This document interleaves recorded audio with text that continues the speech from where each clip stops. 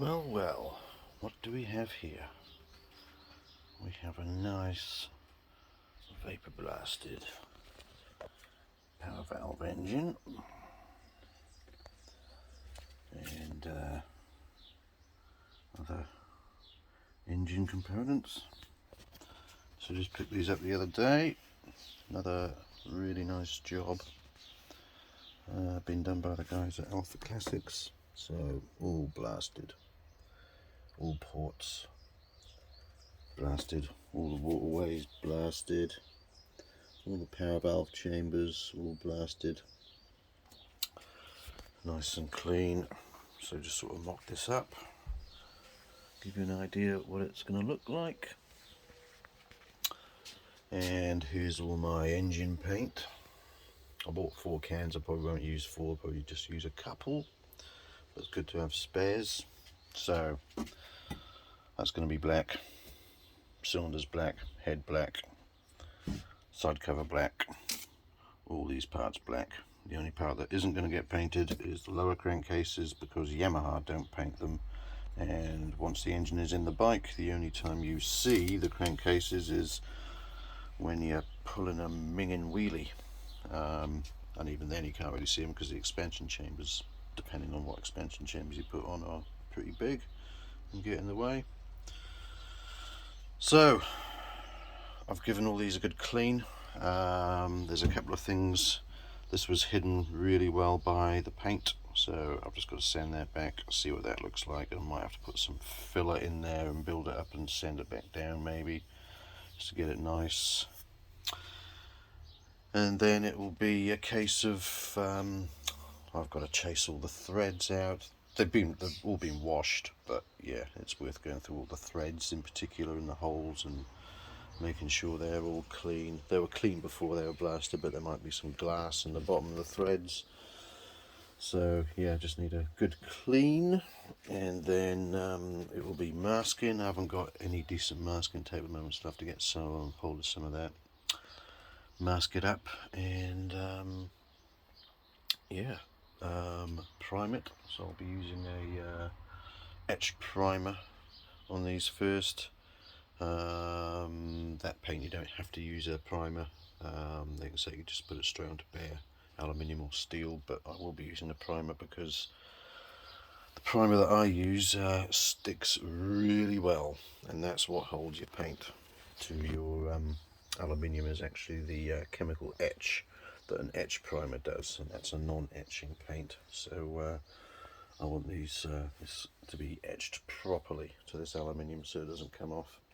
Interesting stuff is, you know, if that was painted, you would swear that is layers of paint sort of flaking underneath. It's not. That's basically corrosion damage, I would say.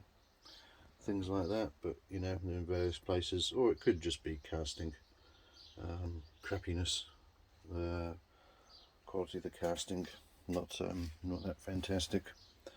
Could be that, you know, there's a little pinhole, you know, things like that. But you know, once it's covered in paint, yeah, and especially when it's primed, primer will cover up most of that stuff. It'll blend it all in, so it'll all look nice and smooth and shiny. So that's that. So also what I'm going to do now is, whilst I'm painting crankcases, heads and all other parts, these barrels are getting sent over for a rebore and a piston. Not sure which piston size yet, because in one of these cylinders, if you remember, there's a little scratch in the liner. Excuse me. So the thing to do will be to basically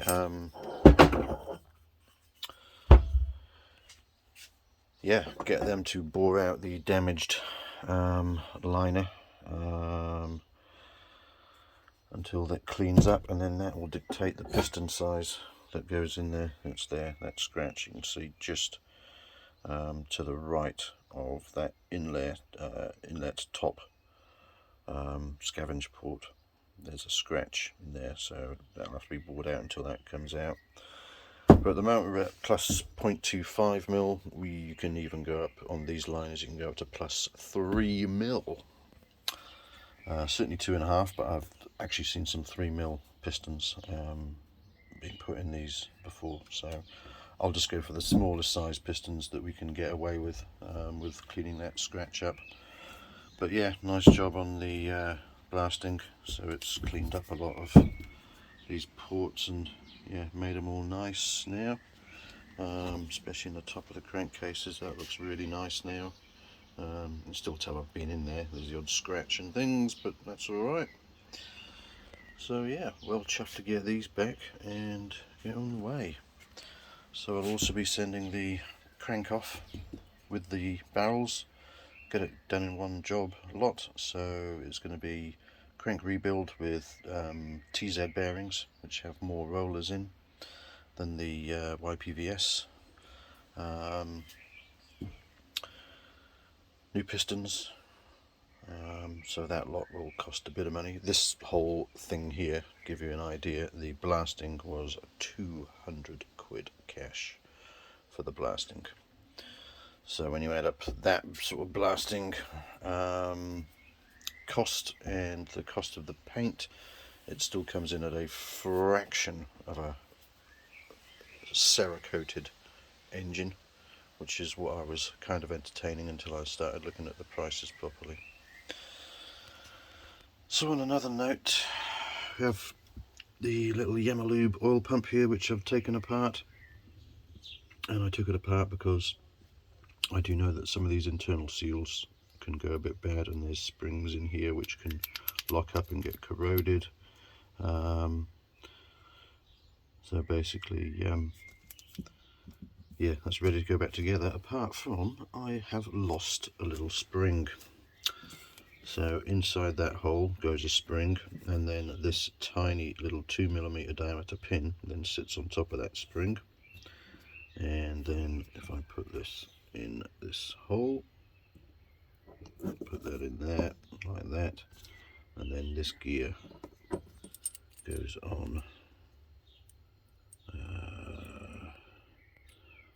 Sorry, this is the thing with holding a camera.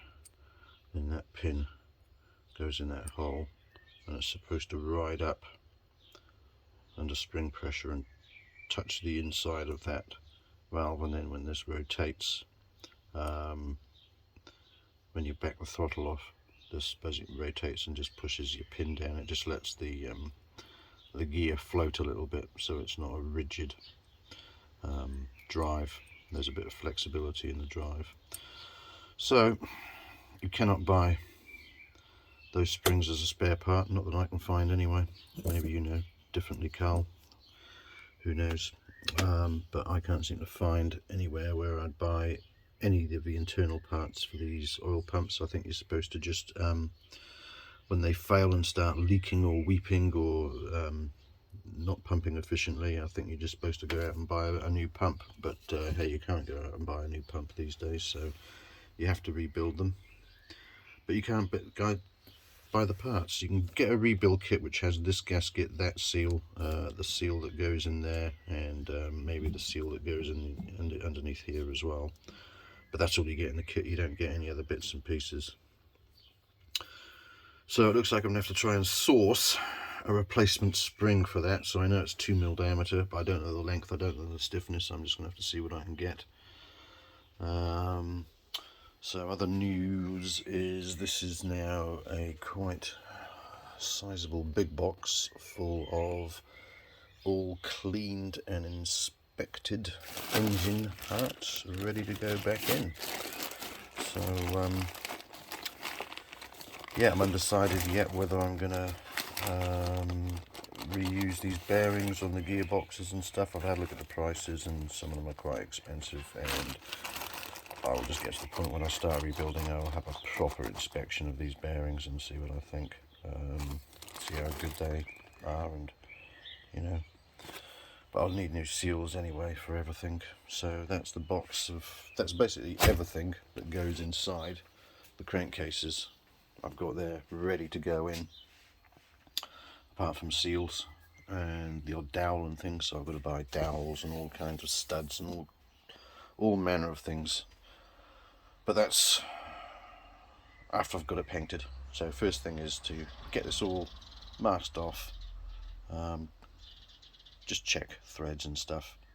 I did that repair when I got them back from blasting, so I've now got a thread insert in there. If you remember, I drilled this hole out for thread insert size, and then I threaded it and put a thread insert in, so now we have a restored thread there.